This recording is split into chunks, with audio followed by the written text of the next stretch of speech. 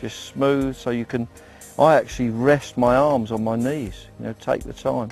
And a good indication about when to come in is when your line bites stop. Usually when you throw out with a ball of ground bait, you get little indications. If they stop completely, it means all your ground bait, all the interest that's held the fish there is gone.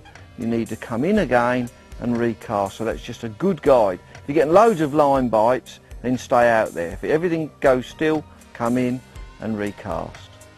But the most important thing is, just don't be too quick at trying to hit bites. Really watch the tip. Don't hit the line bites, just wait for when the tip goes right round. This feels like a big fish. Just put 4 maggots on. Thought I'd get pestered with little fish, but no, it's really running towards me, this one. Just to try it, because it's the bottom is very, very silty, very weedy. This fish has come right under my feet already. Wait till it realises it's hooked. I just put 4 red maggots on just to try it and see what happens. This fish doesn't know it's hooked yet. Got it right in front of me already. It really doesn't know. Pulled it all the way in. And the bottom's very silty, as I said, and I think those maggots are just lying a little bit easier on the surface than the sweet corn. Oh, now it knows it's hooked. I pulled it all the way in, it just didn't realise. I just caught a glimpse of it. It's another really good mirror carp. Now the hook length I'm using is 0.20mm. That's about £10 break and train. It's a Browning Senatan, high tech, so it's a really strong hook length. Remember, I've got a 22.22mm reel line, so the reel line's a bit heavier. Fish is coming in now. It's a good fish. So, and the hook is a 14 Drennan barbless carp feeder, really strong hook, so all the tackle is really powerful. Really, honestly, this fish came flying towards me and then realised there was a hook on the end. Just, as I said earlier, they're just not caught. Beautiful fish. This is terrific. It just shows you the quality of fish that you catch on this style of fishing, this method I was going to say, but of course it is the method. Now it's gone flying off. I had it right under my feet and it honestly did not know it was hooked. Tremendous, tremendous fight. But all the time remember that I'm actually watching for the fish to run, letting it run, playing it. Here it comes, it's on the top now. Lovely, all big fish these, beautiful fish. It's a lovely mirror carp.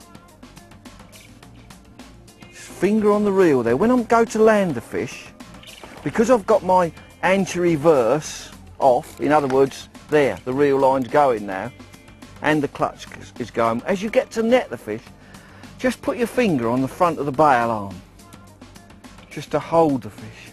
Now this one is going crazy. Now the clutch is flying. You can't believe how hard this fish is fighting.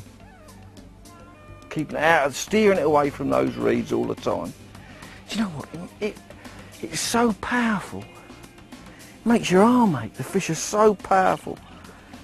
There, he's on the top. Once you get his head up, then you can slide underneath it. Get your finger on that bail arm so you hold it still. You can see the red maggots. Oh, this is a terrific fish. Oh, how big? Probably about £8, I should think. Cracking great fish, but as I said, these are the size of fish that you can catch on the method. Hook's actually just popped out of it, the hook and the maggots. Let me see if I can get that fish up and show it to you. You have to be careful with these because they can easily flip out of your hand. Look at that. I'm going to chuck it right into me. Look at that. Beautiful mirror carp. Very powerful. Probably £6 or £7, but a lovely fish. Terrific hard fight, but just couldn't resist those 4 maggots close to that big ball of ground bait. It's so important. You see, it knocks the ground bait, the loose offerings are there coming off it, 4 maggots, and it's fooled. And that's what you have to do. You have to fool the fish. going to slip it in the net.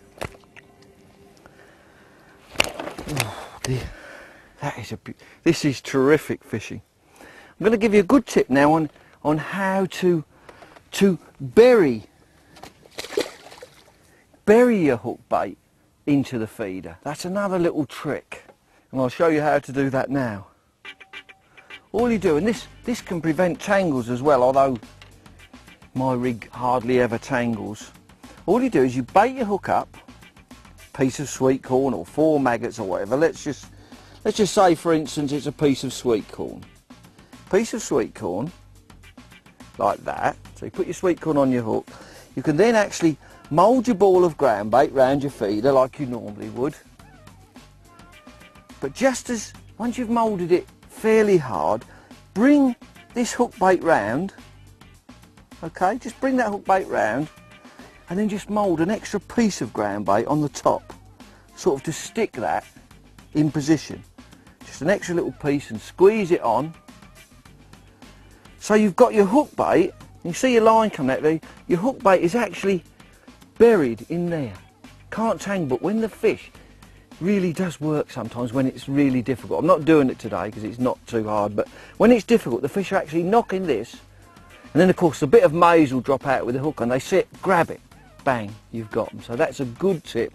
On difficult days, you can actually bury your hook bait in the ball of ground bait as the fish knock it and it dissolves, hook bait drops out and the fish grab it. What could be better than that? Cast straight out, I better get another one.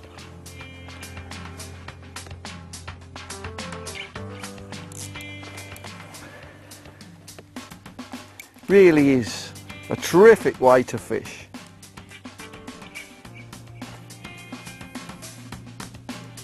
Perfect. That just about guarantees a fish there. Right tight into those weeds. I know that's where the fish are patrolling. Just nice and close.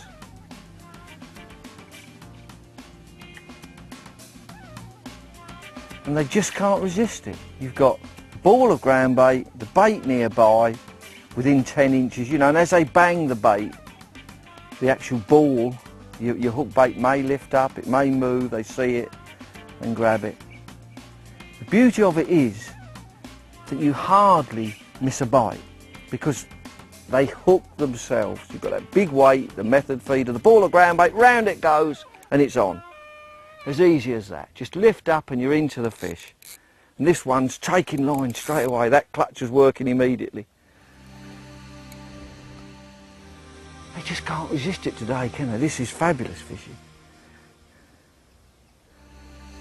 Nearly all carp, but this is what I've come for, big fish. And, you know, I was introduced to this method feeder about, probably I should think, it's fairly recent, probably 10 years ago this came in. And I was introduced to this method feed. I'm just keeping the fish down. It's going round by that tree there. I've just got to keep my rod down. I've got obstructions on both sides where the fish can actually get caught in, so I'm really being careful, trying to keep it out of that weed. It might look funny on camera, but it's something that I have to do just to try and make sure. And this one feels like it snagged me. Oh no, it's out again.